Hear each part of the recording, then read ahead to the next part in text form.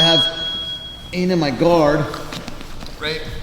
And usually you'll feel that sign of them standing by usually either them going into like maybe a shopping cart, or they'll end up creating that pinch in the lapel and they grab the sleeve. And you know that they're gonna probably be standing at this point. So when he starts that stand, I'm always looking to try to create a cross grip, right? Hold on. I'm gonna pummel, I'm gonna break, I'm gonna start looking for that leg, right? I'm trying to hit him with my muscle sweep, it's not working, he gets his hand away. Say I'm trying to create the hand assisted and it's not happening. I can feel him starting to dig into my legs or pushing on my legs, and I know that my guard is about to open. So instead of letting him open my guard and get ready to pass, I'm gonna make the decision to open and go right into a secondary guard. So in this situation, since I already have the underhook here, I'm gonna go to the X guard. So the arm that I have hooked, that leg is gonna slide to the hip, and then this leg is gonna thread the needle and go behind the knee. So as I open my leg and I drop, this knee is gonna come to the inside, kind of like K-guard or matrix, and then this leg is gonna go across the hip. Okay? At the same time as this leg is dropping, this leg will go behind and hook the back of the knee. So now my legs are in the position that I want it to be. The only thing I have to adjust is my body.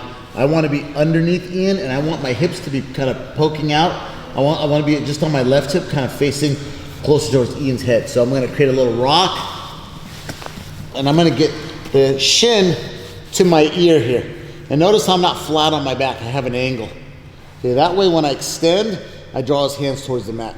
If I'm right underneath him and I lift, I just lift him straight up, which doesn't do me any good. But if I have a little angle, now when I lift, I get his hands to the mat.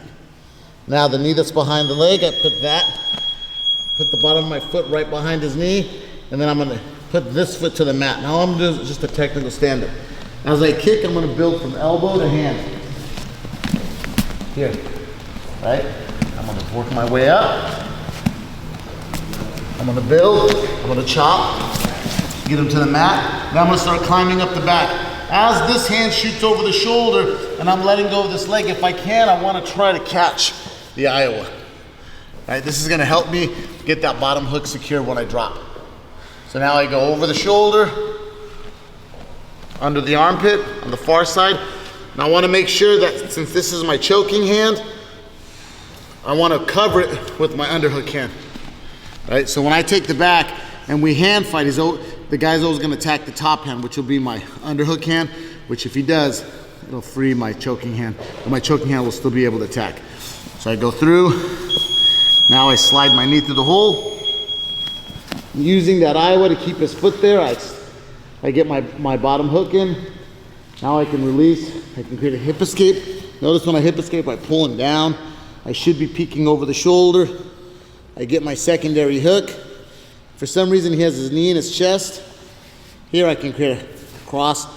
Here I can work from this position, but I won't get points. But if I want to score, I can extend my hip, get that secondary hook, hold for my 3, and then I adjust my footwork. Here, or if I want to go to body lock. Now I just start feeding, lapel, and finish, or more of a no-gi attack. 1. Secondary attack from here is if I can't get to that technical stand-up, he's got good balance, I'll go to a high-low sweep. So he does the pinch, gets a stand, right away I feel the stand.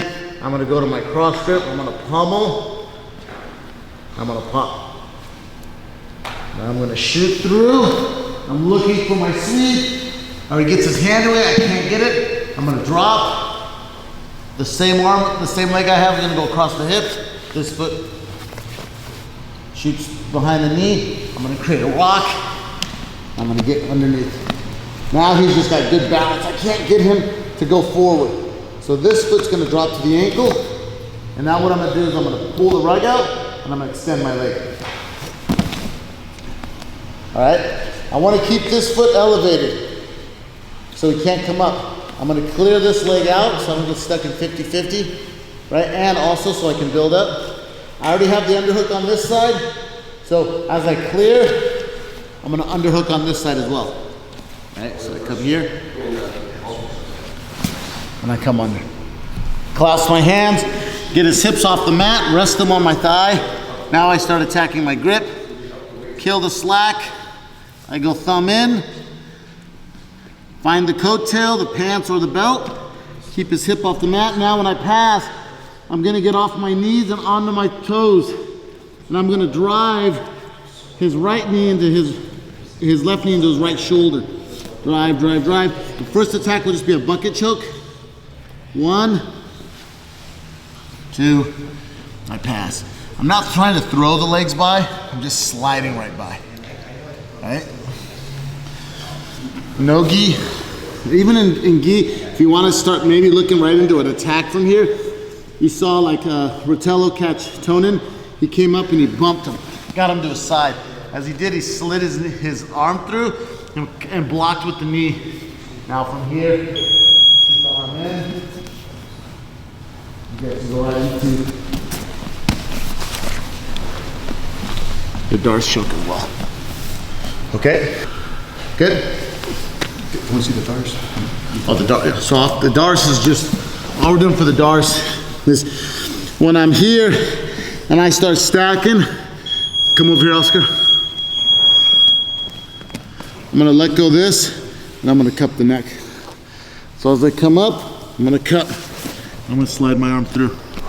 I'm gonna block here with my knee, and then I'm gonna keep my hips on my lats heavy on his tricep. So I'm gonna walk, use my leg here to keep his arm from coming back across, kill the space, lock the grip, find that top leg. Good. 1, 2, 3.